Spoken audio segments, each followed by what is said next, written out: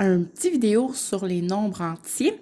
Alors, on a déjà vu les nombres positifs, en fait, c'est qu'on partait de 0 puis ça montait, OK? Ça, c'est ce qu'on a déjà vu.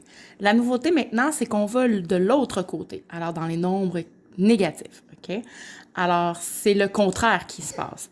Après 0, c'est moins 1. Après moins 1, c'est moins 2, moins 3, moins 4, moins 5, et ainsi de suite. C'est comme un peu sur un thermomètre. Hein? Sur un thermomètre, c'est fait comme ça. Il y a la ligne ici du 0. Ben, l'été, ça va être en haut de 0. Et l'hiver, ben, on va être dans les moins quelques. Ça va être plus le thermomètre, le rouge va par en bas, plus il fait froid. OK? Ça veut dire que si, mettons, le rouge est ici, il y a juste du rouge là, il fait très froid, il va peut-être faire moins 30. Mais si ça monte, là, il va peut-être faire moins 20. Puis plus ça monte, plus il fait chaud. OK? Le petit piège, en fait, que souvent les élèves, ils se trompent, c'est de savoir est-ce que moins 4 est plus grand que moins 2 ou est-ce que moins 4 est plus petit que moins 2? Parce que ici, de ce côté-là, c'est facile. Je sais que 5 est plus grand que 2. OK? Mais de ce côté-là, c'est le contraire. Plus on s'approche du 0, plus on est grand.